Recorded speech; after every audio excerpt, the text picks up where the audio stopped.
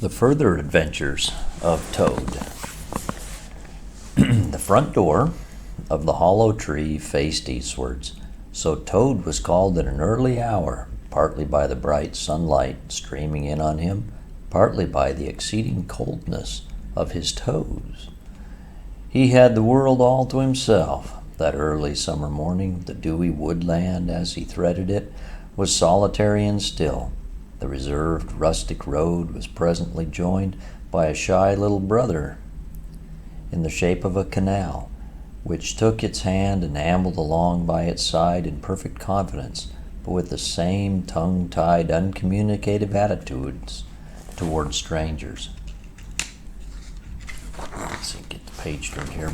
Bother them, said Toad to himself. But anyhow, one thing's clear, they must both be coming from somewhere and going to somewhere. So he marched on patiently by the water's edge. Round a bend in the canal came plodding a solitary horse. From rope traces attached to his collar stretched a long line, taut but dipping with his stride, the further part of it dripping pearly drops. Toad let the horse pass and stood waiting for what the fates were sending him. With a swirl of quiet water at its blunt bow, the barge slid up alongside him, its gaily painted gunwale level with the towing path, its sole occupant a stout woman wearing a linen sunbonnet, one brawny arm laid along the tiller. "A nice morning, ma'am," she remarked to the Toad, as she drew up level with him. "I dare say it is, ma'am," responded Toad politely. "I dare it's a nice morning to them that's not in sore trouble like what I am.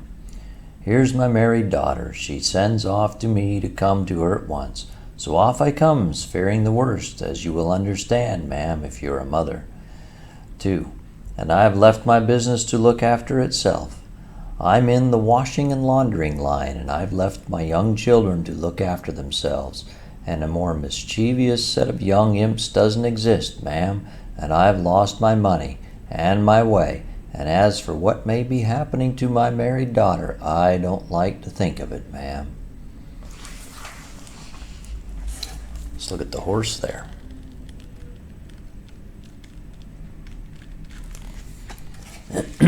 "Where might your married daughter be living, ma'am?" asked the barge woman. She lives near to the river, ma'am," replied Toad, "close to a fine house called Toad Hall. That's somewhere in these parts. Perhaps you may have heard of it." "Toad Hall? Why, I'm going that way myself," replied the barge woman. "You come along in the barge with me." She steered the barge close to the bank, and Toad, with many humble and grateful acknowledgments, stepped lightly on board and sat down with great satisfaction. "So you're in the washing business, ma'am," said the barge woman politely as they glided along. "And a very good business you've got, too, I dare say." "Finest business in the whole country," said Toad airily. "All the gentry come to me. You see, I understand my work thoroughly and attend to it all myself. Washing, ironing, clear starching, making up gents' fine shirts for evening wear, everything's done under my own eye." "But surely you don't do all that work yourself, ma'am?" asked the barge woman respectfully. "Oh, I have girls," said Toad lightly. 20 girls or thereabouts, but you know what girls are, ma'am." "Oh, so I do," said the barge woman with heartiness. "And are you very fond of washing?" "I love it," said Toad. "I simply dote on it, but then it comes so easy to me. No trouble at all." "What luck meeting you," observed the barge woman thoughtfully. "A piece of good fortune for both of us." "Why, what do you mean?" asked Toad nervously. "Well, look at me now," replied the barge woman. "I like washing too, just the same as you do, and for that matter, whether I like it or not, I have got to do all my own. Now my husband, he's such a fellow for shirking his work and leaving the barge to me that never a moment do I get for seeing to my own affairs. By rights, he ought to be here now, either steering or attending to the horse, though luckily the horse has sense enough to attend to himself. instead of which he's gone off with the dog to see if they can pick up a rabbit for dinner somewhere. Says he'll catch me up at the next lock. But meantime, how am I to get on with my washing?" "Oh, never mind about the washing," said Toad. "Try and fix your mind on that rabbit. Got any onions?" "I can't fix my mind on anything but my washing," said the barge woman. "There's a heap of things of mine that you'll find in a corner of the cabin. If you'll just take one or two of the most necessary sort and put them through the wash tub as we go along, why, it'll be a pleasure to you, as you rightly say, and a real help to me. You'll find a tub handy, and soap, and a kettle on the stove, and a bucket to haul up water from the canal with. Then I shall know you're enjoying yourself instead of sitting here idle with me." "Here, let me steer," said Toad, thoroughly frightened. "Then you can get on with the washing your way. I'm more used to gentlemen's things myself. It's my special line." "Let you steer?" said the barge woman. "It takes practice to steer a barge properly. No, you do the washing you are so fond of, and I'll stick to the steering that I understand."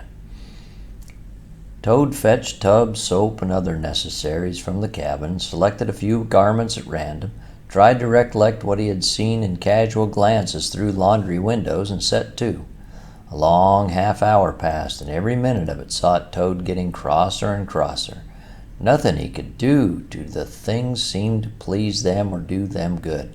Once or twice he looked nervously over his shoulder at the barge woman, but she appeared to be gazing out in front of her, absorbed in her steering. His back ached badly, and he noticed with dismay that his paws were beginning to get all crinkly. He muttered under his breath words that should never pass the lips of either washerwoman or Toads. A burst of laughter made him straighten himself and look around. The barge woman was leaning back and laughing till the tears ran down her cheeks.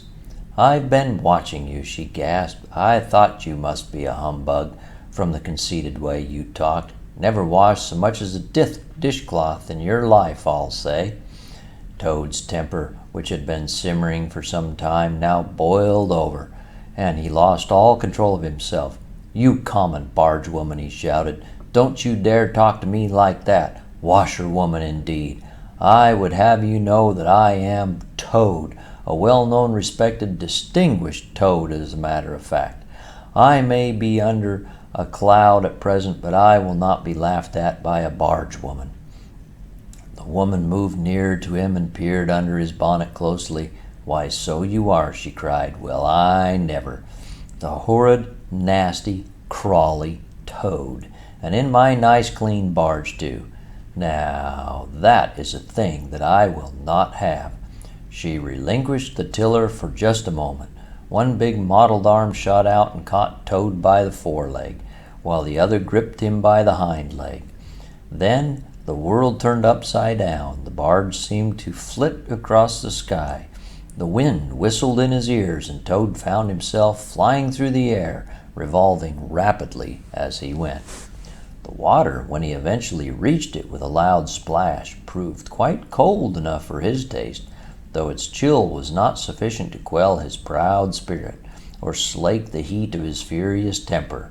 Then down he went, and came up breathless and sputtering. Presently he saw that he was approaching a big dark hole in the bank just above his head, and as the stream bore him past, he reached up with a paw and caught hold of the edge and held on. Then slowly and with difficulty he drew himself up out of the water, till at last he was able to rest his elbows on the edge of the hole. There he remained for some minutes, puffing and panting, for he was quite exhausted.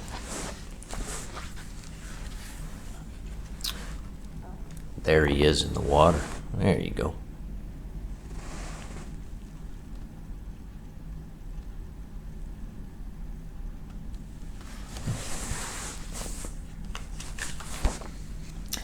As he sighed and blew and stared before him into the dark hole, some bright small things shone and twinkled in its depths, moving towards him. As it approached, a face grew up rapidly around it, and it was a familiar face. brown and small with whiskers, grave and round with neat ears and silky hair. It was the water rat. Toad got lucky there, didn't he?